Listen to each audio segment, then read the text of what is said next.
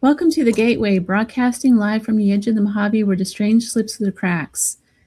We are live on United Public Radio Network 107.7 FM New Orleans, and I'm your host, C.L. Thomas. Tonight we're going to talk about one crazy new paranormal film series. Yeah, you heard me, film series. I know what you're thinking. Wait, you're doing a paranormal show?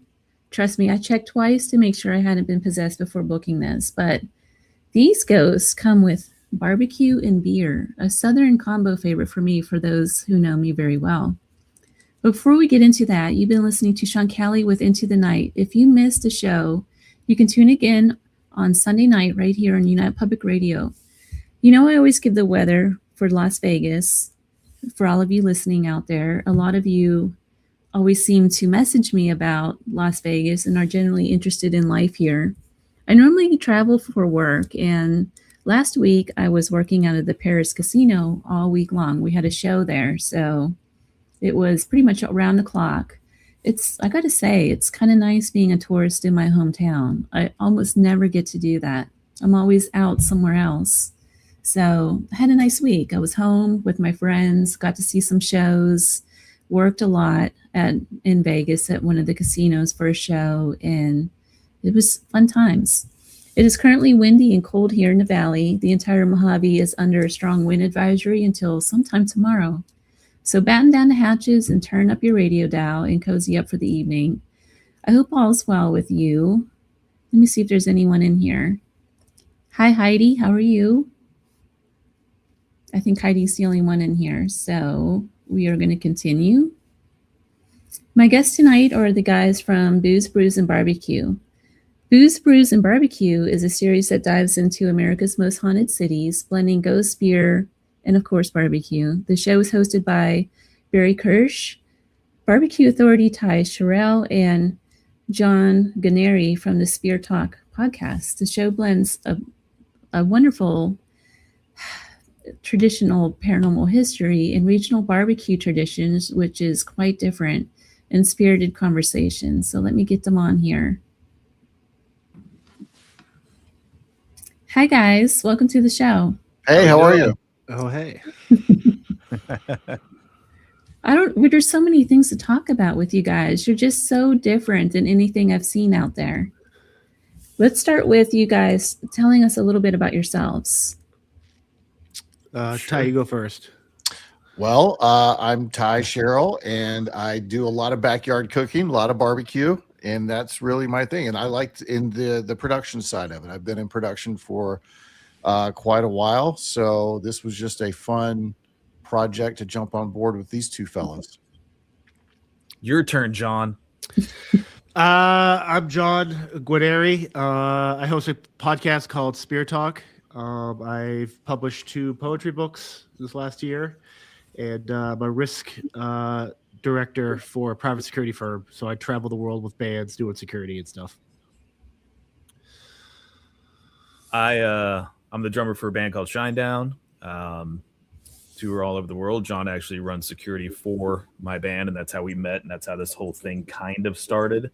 Aside from that, I've been involved with paranormal, I guess, if you want to call it research. I don't take anything too seriously. Beer and barbecue, being a Southern boy from Panama City, Florida, currently living in Jacksonville, Florida. Always been interested in tall tales, ghost stories, a good night with some barbecue and a beer. So that's kind of my background. So you guys, I just love it because I lived in Nashville for a good 15, 16 years up until that big tornado that hit Nashville a few years ago. So I moved to Vegas, but Nashville, barbecue was like my favorite thing. Everybody was trying to out barbecue each other there. So how did you guys come up? How do you mix? It's almost like you remind me of the magazine Garden and Guns. I've done a lot of photography for them over the years, but yours is like the paranormal mix of, instead of guns, you have ghosts, beer, and barbecue. We're like the harder version of like Yankee Candle magazine. We have a we So I guess I'll go back to I'll hit that. During the pandemic, I was doing this live Instagram thing where I'd be drinking and just doing karaoke and stuff. And one night, super late in the morning, obviously on a Tuesday, and I was talking about like, man, it'd be cool to do a show with like ghost hunting, but like just getting like drunk and just drinking. So I bring this idea to Barry as we kind of come out of the pandemic. I'm like, dude, like a booze brews type thing where we can kind of combine both, like learn about a brewery, a brewmaster, and like kind of combine that with a ghost, maybe a haunted brewery type thing. And then we're kind of trying to play with like alliteration of words, like how to sell it, how to like even make it up. And then like Barry was just kind of like, well, how about Brews and BBQ? Could kind of combine three things we love. And the paranormal for me is a lot of it's I love the history aspect as well, and like the stories that come with it. And then me and Barry are trying to figure out the third person, and we're throwing out ideas out loud to like, well, how about Jacoby from Papa Roach, or this guy, or we need to find like a Guy Fieri type guy. And then circle a year later, Ty is backstage with his sons cooking barbecue for us. So a dust storm in Oklahoma, and super hot out, windy. And Barry goes over, talks to him. I go over, talk to him. And me and Barry both kind of beat up and like, dude, this guy's got the right vibe. Mind you, we only know him from the barbecue stuff, like social media, and like at the time stuff. Right. We had no idea about his background in production. In the soft core industry. No, I'm kidding.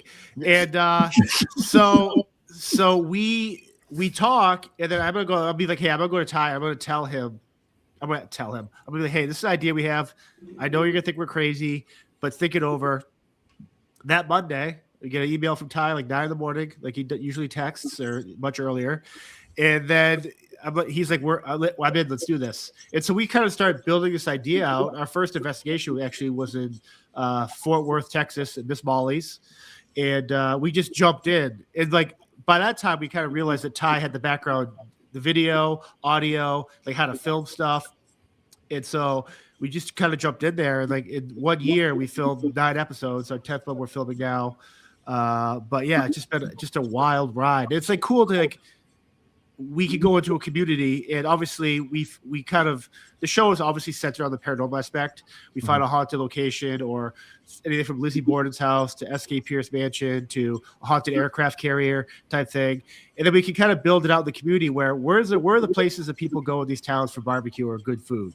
Where do they go to the local mom and pop brewery type place, the winery, the place like that, the whiskey distillery, where we can kind of go in and just really bring it all together for the community? Because when people watch an episode, they're gonna be like, man, I'm gonna take my family to Fort Worth because they got this really haunted Airbnb, they got amazing barbecue, they got this really cool brewery called Roar Brewing.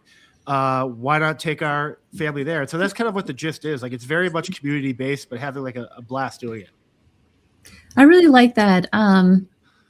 I started that magazine, Eerie Expeditions magazine, last year. I did walk away from it for a little while, but it's coming back on March 15th.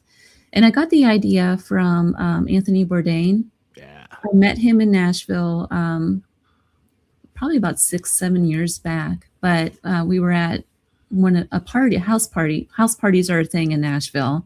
And there's a couple of musicians that have them pretty much all the time. And so I went to one, and he happened to be there. You would never know the guy was famous, mind you. But what I really respect about him is he wasn't just covering the food. He would dig deep into people's culture and history and why they do the things they do. And I always found that really interesting. And with Eerie, I kind of wanted to create a magazine along the same lines, but with the paranormal, in a sense. That makes sense. There's not a lot of that out there. You know, it's a lot of the quick shock value and the bang and the flash. But, you know, like it says in your tagline, no scripts.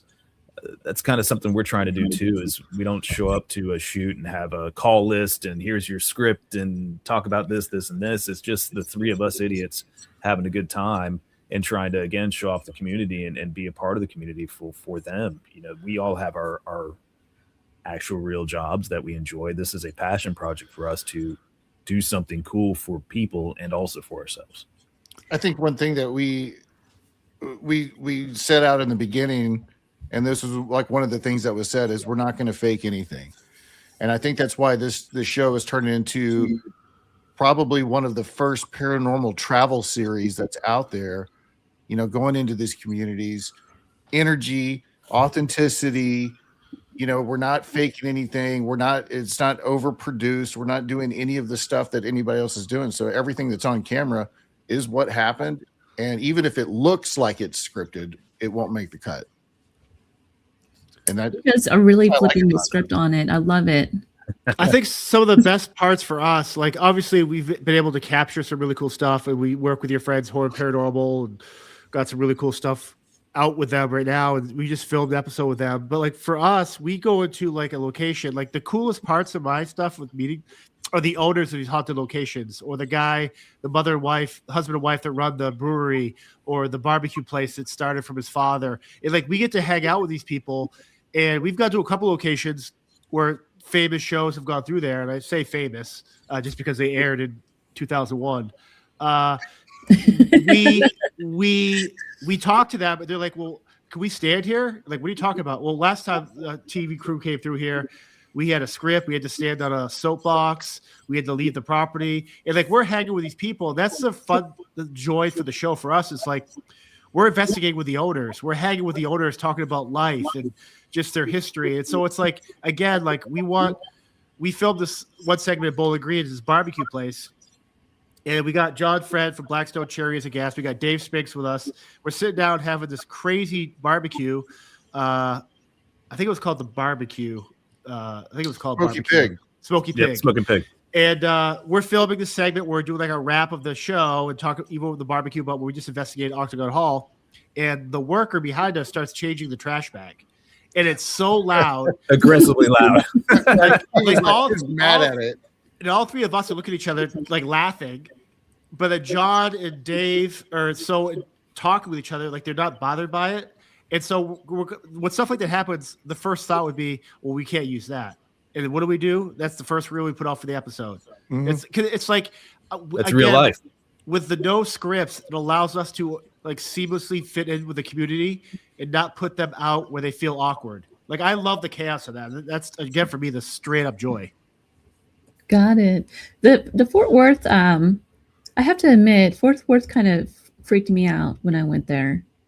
You know, the big that they parade, you know, with those big horns. I don't even know what those things are called. They look scary. Texas Longhorns.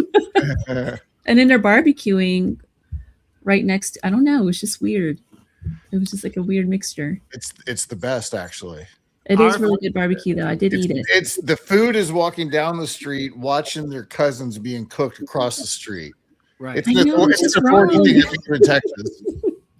Our first day filming, we're walking down because I think we were allowed to drink out in the open. We did, and we're drinking out in the open, and all these the steers are going down the road, like the cowboys are leading them down for the parade, and we're just drinking, and we just look at each other. We're just like, man, this is so crazy what we're doing. It's like I don't know, it's just a blast. You know, the funny thing about our very first episode that we really never talk about was directly from the airport to the place.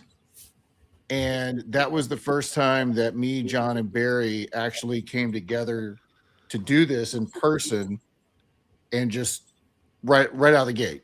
Right. We literally had no scripts. Like we didn't even know what we were doing. Zero. And that was so much fun. I didn't even know how to pronounce John's last name. I still don't. I have a secret for you. So I did call Kimberly before the show and ask how to pronounce your name. Yeah. She probably got it wrong too. Everyone does. Yeah. So, well, what are some of the places that, aside from Fort Worth, where have you guys been that really stands out as far as barbecue? Barbecue. Ooh, I mean, we've had some. I think the place in Bowling Green, in Kentucky, it's called Monroe County Style Barbecue, was really interesting to me because they keep talking about their pork butt. The pork butt's the best, and you think shredded, Carolina pork or Southern style pork. Shoulder. It's not that. It's a shoulder cut that they slice super thin. And you have these thin, like ham steaks almost of the shoulder, and they cook it hot and fast over charcoal and then dunk it in vinegar sauce and put like 3 slabs on your plate. That's their version. And it was delicious, but it's something I've never had anywhere else ever. Now, do you guys cook yourselves? Yes. Oh yeah. Yeah, we'll usually every episode. Obviously, some locations are so tough to get stuff, or we filmed in 2 snowstorms already, in Massachusetts and Memphis. We So got to it's start like, going to the West Coast, guys. yeah, like We the do. high altitude mountains. Yeah. But like, so we work a lot with RecTech, and they bring a smoker there, drop it off for us. We do a lot of stuff at the houses, but sometimes, like we just had Andy Husbandson, who's a award-winning pitmaster in Massachusetts. We've had Matt Gork, Jim Thorpe, PA. It's again another great barbecue chef. And so we like to work with different people like that from the area, whether they're famous or not famous, but like people that have a really cool story and kind of learn from them. And like when I started the show, like I never owned a smoker. I could cook burgers and stay, like no problem doing that. But like obviously with Ty's background and living on the road for 9.5 years with Barry and him cooking steaks and shishito peppers outside the bus after a show, it's like I start to learn from these guys, and like you get to do that. And then when I see them happy and so excited learning from like another barbecue guy in another place, another state, that brings me joy too, because it's like we're all actively learning. Oh yeah. I think you just hit it on the nose too. I was trying to ask that question. When you're sitting around cooking with people in the community of some of the places that you go to, you tend to learn a lot more than what you would in a formal interview, right? Mm-hmm. Are there Absolutely. things pertinent to the paranormal that you've learned from some of these places that you've been, from particular individuals that you've met along the way? I've learned from John not to instigate. I don't instigate. I only go after like ghost pimps. That's my thing. That's my MO. Ghost pimps. Ghost pimps? With the ghost pimp. That would have been Memphis because we hunted a brothel. I think I've learned that we don't know anything. We really don't know anything. And that's the most exciting part of it. I mean, you might get some results. You might hear something. You might be able to debunk it, which is something I always try to do because I try to not believe anything that I see. We really have no idea, and that's what's so fascinating about it. And I think what really sets it off for me is knowing that we don't know anything, but still hearing the stories and the history of the place. Just, I guess it's more the history buff in me that enjoys the spooky stories of the history that happened in that location. Mm-hmm. It's kind of cool too, because a lot of the owner, like the brewery owners or like the barbecue joints, like they know what we're doing. Obviously, we're talking about their process and stuff they do there. But then we start talking about the paranormal. A lot of these places have their own stories or history. Everybody has a story. Mhm. And it kind of when you film the way we do, it kind of helps us flesh out like what the episode is going to be about in the sense of like storyline. And it's so cool to kind of like tie stuff back into other people you met in town or other owners or neighbors that want to like just like tell their story. Like, hey, I saw this do this. And it's like, okay, cool. Like this, like, again, it's like hearing the stories for me is like the best part. Yep. Well, a lot of times these places are located in older buildings and historical buildings. I don't know. If I was a ghost, I would hang out in a tavern. I don't know. Man, if I was a ghost, I'd probably be at the newest hotel that was just built. Yeah, because you're bougie. Yeah, I'd be the bougiest ghost. Yeah, like this I'd thing be has like a Hilton. this has He'd like be running to Bath in the suite, the King suite 100%. upstairs. right. 100%. I would scare him out of the suite just so I could stay there. God. Really? Well, has anything that you guys, let me ask you this. What kind of evidence have you gotten? I don't want to call it evidence. Let's call it experiences. I'm tired of hearing the word evidence from people. What kind of experiences have you had with the paranormal? I actually like it being said that way. Yeah, it makes sense. Both Ty and I have been scratched.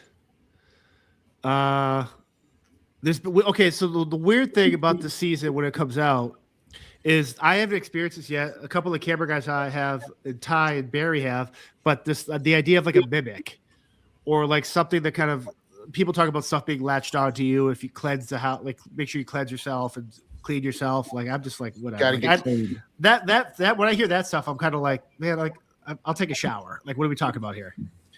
And but they've dealt with mimic stuff and like stuff like that where they can't. We're calling each other, trying to help each other explain what happened. Like a voice called out, or your name called out, or you think your wife's talking to you and she's not even home. It's stuff like that where that's where for me it seems bigger than it is. Like I'm not gonna lie, being scratched is like super like bizarre and weird. And I can't even tell you what it felt like. It was so quick. And that I think that's episode 4. And Ty got scratched in Memphis, episode 2. But like, there's also been stuff too with like the spirit box or the direct hits on the REM pod or like stuff like that where you're kind of like, and like Barry's notorious for like, hey, this is a wind. This is a storm front coming through the floorboards. It's an old house. Nino. Right. He's just like the cold front coming through. And I'm the science guy. Right. And so we're trying to refute that stuff. But when a spirit box in an Airbnb can start telling you what your kids' names are or your real name and then say stuff where it's just like, man, like you want to be able to explain it, but you can't. And I think for us, that type of evidence for me is like, so I don't know, it's just interesting because you try like, at least one thing we like to do is like when something happens, like we'll capture it, we'll do it, but then you'll kind of look back at it and then in real time, some like Barry or Ty or me will be like, well, hold on a second. I was upstairs.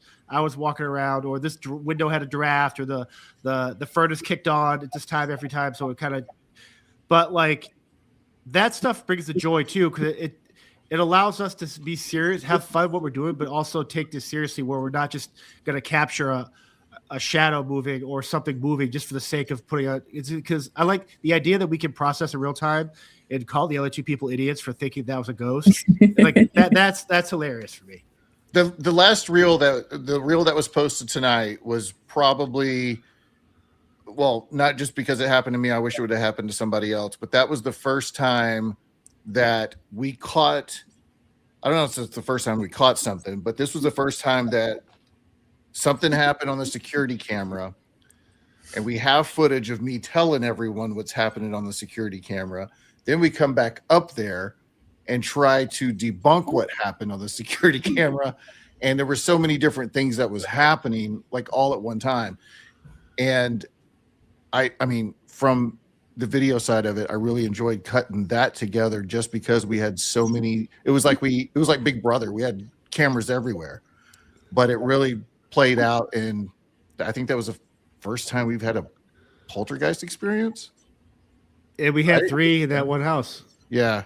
I mean, aside from John getting tossed into me, but that wasn't on camera, unfortunately, in the barn. You heard it. We could hear it. I heard it. I felt it. You felt John it. Literally got pushed into me, and John's much taller than I am. Both of the guys are. I'm better looking too. Yep. Well, that's a guarantee. I'm not a good looking man. But he got pushed it straight into me by something unseen. I thought he was joking around at first, but we made a rule when we first started filming this, before we even did Miss Molly's. Hey, no jokes played on each other. We're not doing that. We're not going to play those jokes, because then you're always on edge and you're thinking, was that real or was that a joke? We're not doing that. And he full body checked me, and that's the same time period he got scratched shortly thereafter. So who knows? Who knows? There's been moments. Yep. Has anything ever followed you guys home or anything? For Ty and I, yes. Yeah, and that goes back to the mimic thing that John was talking about. Don't know what it is that followed us home, but at least for my experience, and this happened around the same time for Ty, though it was different at his house than mine. I came home, house is normal. I don't live in a haunted home. I live in a 80s built home, second owner, and it's a 2-story. I'm downstairs, my wife and daughter are upstairs, and I clearly hear my wife say, "Papa," like calling down to me. I'm in the kitchen because I'm cooking like I always do. I love to cook. And so I walk around the corner and I scream up, "Yeah, what?" She goes, "What?" And that's when we started having these mimic moments of people or something talking in our family's voices, but they didn't say anything. And my wife and kid don't want any part of this stuff. So it's not like they're going to play a joke on me, or they wouldn't even have thought of that, to be honest. So, and then Ty had a very similar occurrence at his home. Yeah. Well, 2 things. My wife thought I was calling her. She was in the bedroom closet, and I was nowhere near that side of the house, and she thought I was calling her.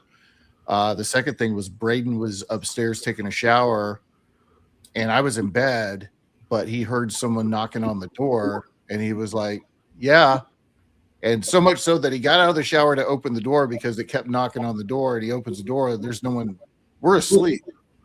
So, and your house is relatively new construction too, right? I mean, it's 10 years old. Yeah. So it's newer, but yeah, didn't like that at all. How'd you get rid of it? Or did it just go away? Yeah, I think I got it drunk and just like sent it on its way. I said some prayers and that was it. Has anything that you guys experienced so far with traveling and some of the shows that you guys film, has any one experience changed the way you view life and the afterlife on a personal level? I think for me, it's more of a the people that want to go to ghost hunting, they think it's cool to talk to a guy that served with Abraham Lincoln at Gettysburg, and like they can talk to this. And I think there's a for me, it's like respect of history, but also be respectful of the people that did pass away, whether it's a tragedy or whether they were in a prison, they were electrocuted because they killed 10 people. Like there's still a dignity that has to be done in this, where sure, it can be fun. And like you're asking this spirit what its name is 30 times. And if it slaps you, I'm okay with it. But like for me, and my father passed away earlier this September, and I'm sorry to hear that. No, thank you. And like being there, like when you hold someone's hand that's dying and they take their last breath, like that's an image for me, like a sound, like everything about that, the sound, the quiet, like it made me not take a step back, but again, kind of what we talked about off the record before we went live, where it's like, just be so grateful to be present and able to do this.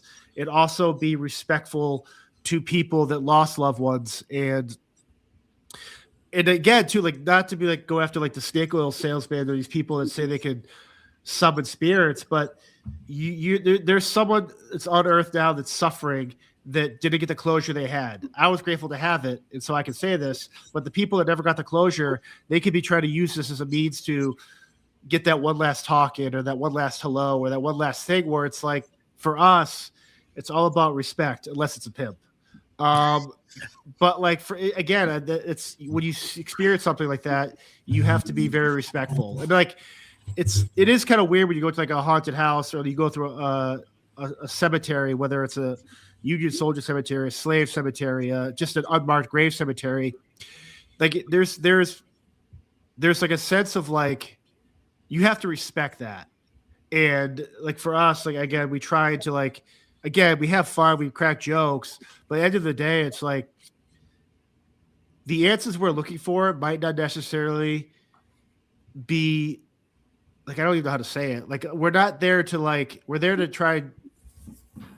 I guess I hate the word capture, but like you're there for us, it's like learn about the gear and try to correlate the gear and the knowledge we have of that technological side of it with like the history, and trying to see if there's a way to like figure something out, like finish telling a story. Like we've done a couple places where there's been unsolved murders, or they're not sure who killed who, and like we're trying to figure that stuff out. But again, like we have to be respectful about that stuff. And I know Barry, Ty agree the same way, because we all have had stuff in our lives where people have passed away, or people that get like you just got to be really respectful about this and make sure you do it the right way. Yep. That's a really good point. I think a lot of times too, I always see investigators kind of ask the wrong questions. I feel like 100%. They'll go we've done it a lot. Yeah. I love it. How many fingers? What's my name? What's my name? I always say, can you say my name? You know, when you see the TV shows, they always, for some reason, they always want them to say their name. Why are we asking those questions? Should we be asking, what's it like on the other side? What do you see? What are you experiencing? You know, things right. like that. We never ask those questions. What would you ask them if you could see them? If they were standing in front of you and you could physically see them, what would you say? What's your name?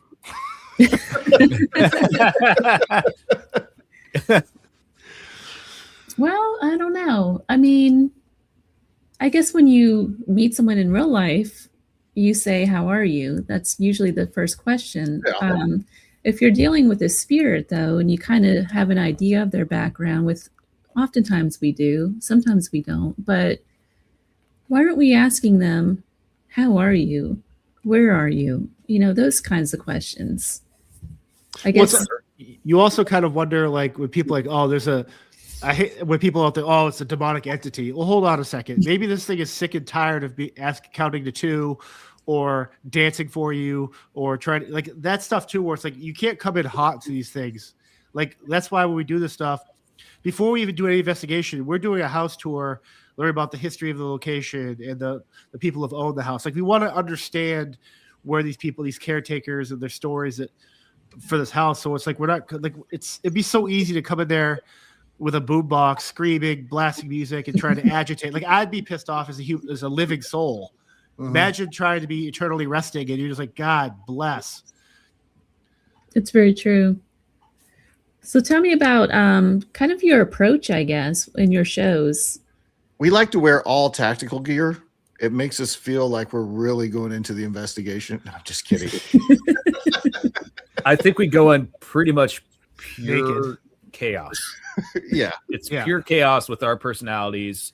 We go in, you know, I guess there's 2 schools of thought, and I've actually asked the guys that maybe we should do this one of these times, but it's really hard when we're trying to, you know, travel to locations separately, and it's time and everything else. But it'd be a lot of fun to maybe not know the history of the place and go in blind and then get the history tour and get told what's going on, see if you can correlate any of the information that you may or may not get. But a lot of times the first thing we do is get the history, and then we talk about it, and then we explore the house and just kind of feel it out and get excited and giddy, like, oh my God, I can't believe we're here.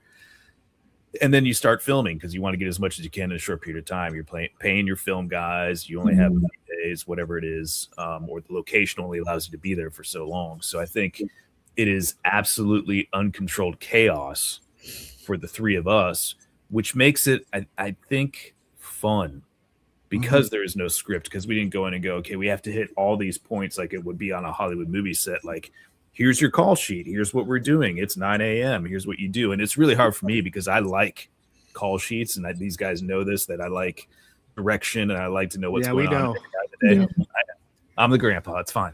But we don't do that. And I think that's where our personalities come out the best, because we're just having a good time, as well as trying to be as respectful as possible until John says some off-color thing, and that just gets crazy.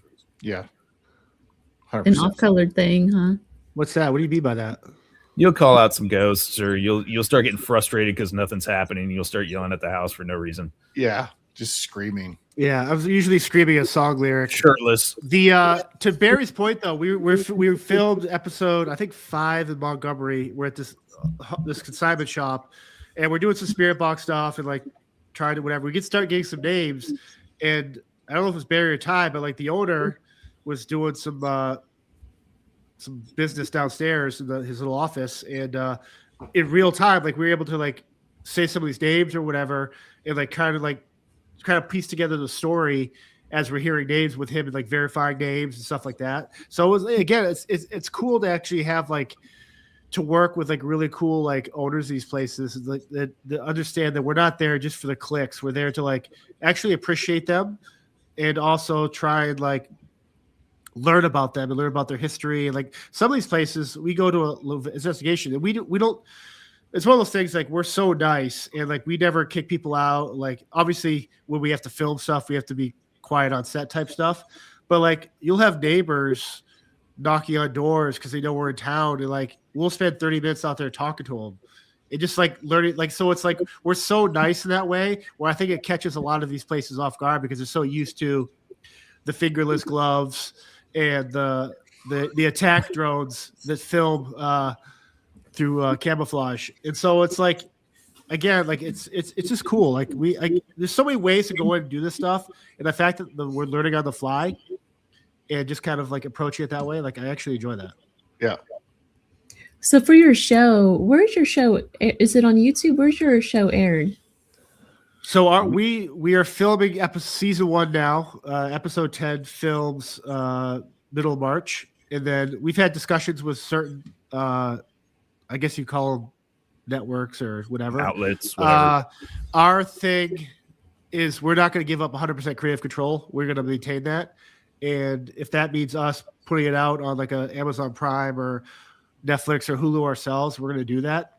Just because I don't want to get in the position, I don't know if I'm speaking for Ty or Barry, where we get told, hey, you can't act this way, you can't say this, you have to film here, you can't do that. Like the fact we have no scripts means we have no rules.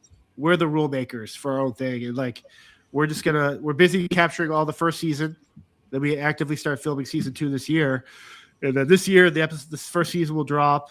And it's going to be fun just when people see, because you can only tease so much without giving away a lot. And it's been fun kind of seeing the community that follow us and like support us and like kind of see us.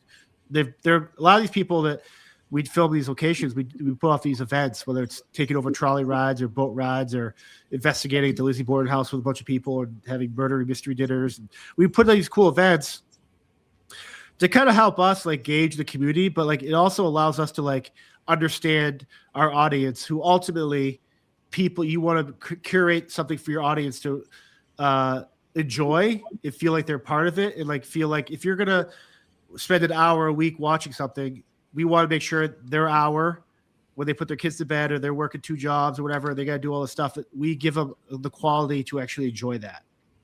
And again, we were also lucky because we are very much a creatively hostile type dynamic. And I mean that in the sense of like Ty and I are texting at 4 a.m. ideas where we know Barry's going to punch us both in the mouth.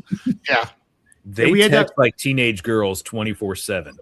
I'll wake up to a phone of just 90 texts, and I'm trying to read the backlog of this novel they've written about ideas. And then by the time I get to 80 of the texts, they've completely given up on that idea and have moved on to something else. So I just wasted an hour of reading. Well, that's because we sent those 2 weeks prior, Barry. Yeah, well, I don't like social media. I hate it. But like we do all that stuff, and we like creatively we get in a room and we create this energy, and it allows us to be ourselves. And we're not going to cater to a specific audience. We want people, whether you're a beer enthusiast, whiskey, barbecue, a paranormal person, where you feel like you belong here. Old, young, black, white, gay, straight. I don't even care if you crash land from a ancient civilization and you want to join the party. Like, we're here for you, and that allows us to like organically like create our community that we accept everyone and just have a really great time doing it. That's one of the things that I really like about this is meeting everybody that come to these events, that travel halfway across the nation to go. They're just as chaotic as we are. They're just as fun as we are. And they want to have more, as much fun as we're having, they're having. And that's awesome. So I saw that you guys just posted the St. Augustine event. Am I saying that correctly? Yes. Was it St. Augustine? Yeah. So what can people, I want to go to that. So tell me, what can someone expect that has never been to your events before? Well, this has kind of been St. Augustine in general is one of my favorite cities. I got married in St. Augustine. I live 30 minutes north of St. Augustine. It's the oldest city in the country. It's a Spanish founded city. And it's just got a lot of great history there, and I've been going there for many, many years. So this was on my bucket list. Hey, guys, we have to do this in season 1. And it everything else fell into place for other locations, and we were finally getting to film it. That being said, we like to have these events along with us filming outside. Like, we haven't disclosed the barbecue location. We haven't disclosed any of the breweries or wherever we're going to go do that type of stuff, or even the haunted places that we're going to. But we like to have events as well for the community and to do these things. So we're doing 2 trolley tours, 2 haunted boat rides where it's one of those things. They tell you the history. You're on the boat. I think the boat has a bar, if I'm correct. So we can drink and get a little wild with everyone and make it fun. Like so much fun. And then we're going to try to break a Guinness World Record at one of the local bars on is that Friday or Saturday, John? That's Friday night. At midnight. Friday night, midnight. We're going to try to have 300 or more people split the G on a Guinness.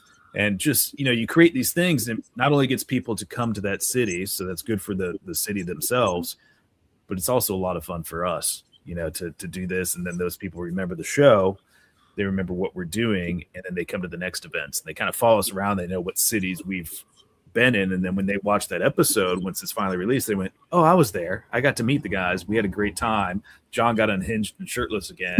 Ty was sitting in the corner, and Barry was the mayor behind the bar. So that's just kind of how it goes.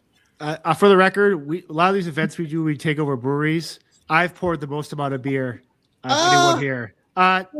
I did them all in Massachusetts for 2 hours straight. No, you did not. I was back there with you. Oh, in my way. So, I was a man of the people, glad handing everybody and having a good time with the conversations. Barry wasn't back there at one time. I was doing one for you, one for me. Bar.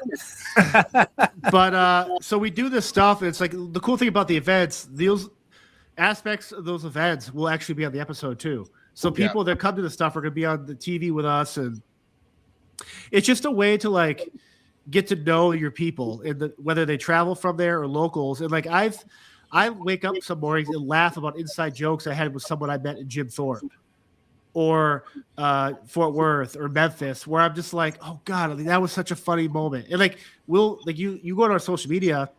The one thing I'm a huge stickler on is I kind of talked about with if you give an hour to someone, make sure they get their worth. I spend, when I'm home and not obviously working because it gets tougher, I probably spend 7-8 hours a day on social media, making sure anyone that likes or responds or comments, good or bad, I respond and interact with them because I think it's good or bad.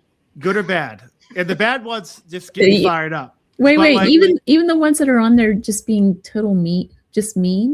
Yeah, no. They always cry. I always just cry. Well, the joy that brings Ty and I is that we are meaner than them. And they say it just for kind of be ragey or just say something stupid. Where once I start going down that path, I'm already in your soul. I've already hunted your soul. Right. And we're already investigating their ghost. But they will live in their head for the rest of their lives. Yeah, I stay out of it. Right. And we actually put their head in this little glass case with a bunch of healing potions on it. Yeah. And so I will spend so much time, because if you take 5 seconds to leave a comment, I need to give you equal love back. And so that's how for us, it's again, it's very genuine. These aren't automated type shit. I will literally spend in there and type. And so I think there's a great joy in that because again, we're trying to build this thing and we'll never be too big for that.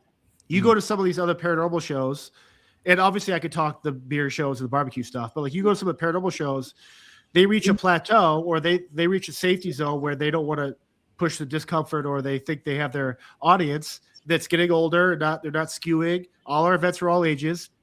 And so I never want to get so big where I can't treat these people like human beings. I hate going on to a famous person show, looking at the first couple of comments, and these people are sharing their stories about, hey, when my grandfather died, they really cool stories, or I got the small business, you got to try our beer. They deserve the respect to get that response back from us. And it's been fun. I tried. I'm not really a people person. If I mean that, this is gonna sound terrible. I'm when I'm working and stuff, I get hyper focused on stuff. But when I'm allowed to be myself on the show in a weird way, where it doesn't feel like I have to work, because what we do is fun. This isn't work. Yeah, it takes work to do this, but you know what I'm saying. And it allows me to kind of be just be myself. I just be the weird, eccentric, crazy person that everyone. Obviously, I'm very professional when I have to be, but I just I just like being in the community. That's all this show is about. It gets me so fired up, like I am right now. Well, I got to ask you guys about the beer real quick. Kind of steer the conversation just a little bit. I'm a huge beer girl. I love local breweries and stuff like that. Was my thing in Nashville. I had a little happy hour group. A lot of artists and stuff would join us. We had 100 people that would show up and just overtake some of the breweries that we would go to. We would pick a different spot every Friday. They didn't know we were coming, and we would just go. Awesome. We'd send an email out, and everybody would meet up there every Friday. Nice. What are some of the beer places that you've been, and what are your favorites? Ooh. There's been a lot of good ones. For me, I think when it comes to the bar or brewery owner, White Squirrel was probably one of my favorites because he was just such a character. This guy was he's the mayor of his little town right there. He's got a golf cart. He just drives around. Maybe not hammered. It's an old ambulance golf cart. He'll just drive to the shop. Hey guys, jump on. We're going over here. And he drives it through the place. He's handing beers out to people. That White Squirrel Brewery was probably one of my favorites, I think.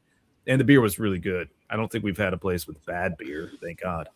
No, they've all been great. Like I'm terrible with names too. I can picture their faces, but like Tim Bedyo, Afterglow, Tim Bedyo at Harry Guys,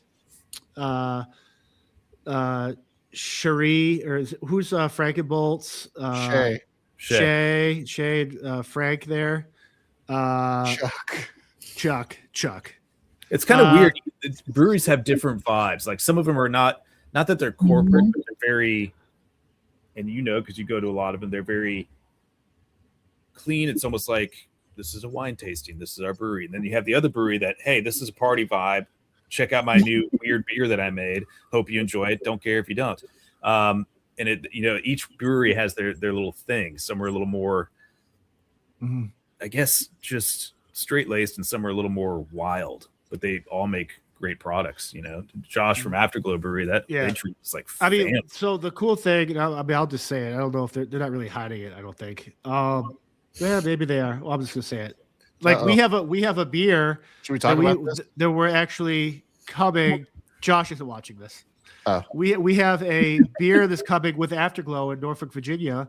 That's got to have our imagery on it and our own beer profile. It's actually brewed in like a beer, brewed in like this wooden cask type thing that looks like a snare drum head.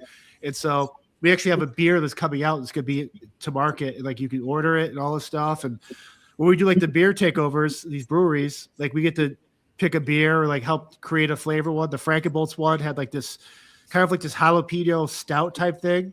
We kind of gravitate towards like the Pilsner type stuff. So it's super light and easy for men, women, children to drink. And so like when you get to do cool, weird stuff with like Frankenbolts, like a malty beer with some heat to it or like some other flavor profiles, like it's cool because again, you're learning all about their processes. Not one single process is the same. Like maybe the only similarity is the fact that they all use barley or like hops or like whatever it is. So it's like water. They're like all their stuff is so like different. And you drink the Pilsner, and like every Pilsner we've had at these 9 breweries, they all taste different, but it still tastes like a Pilsner. So it's so cool to like see these people so passionate. And anyone that's been in like the hospitality business knows how tough it is to run a restaurant, a barbecue joint, a brewery. And again, to like get to work with them and understand them and like become lifelong friends with all these owners, like it's a true joy. Well, you guys, where can the audience find you? Facebook, Craigslist. Instagram, Craigslist, Tinder, OnlyFans.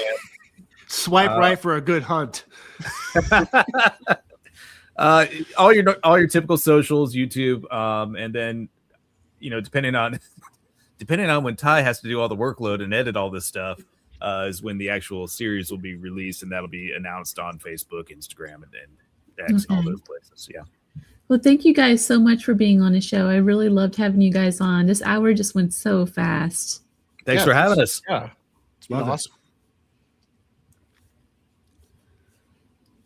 So sorry, you guys. It's all good. You've been listening to the Gateway Podcast, broadcast live from United Public Radio Network, 107.7 FM, New Orleans. I'm going to be on, I think, with Sean Kelly on Sunday. I'm not sure yet, so stay tuned for that. And news for you guys, Eerie Expeditions magazine will come out on March 15th. If you sign up right now at eerieexpeditionsmagazine.com, you can actually get a subscription for free. So stay tuned for that. Thank you guys, and I'll see you on down the road.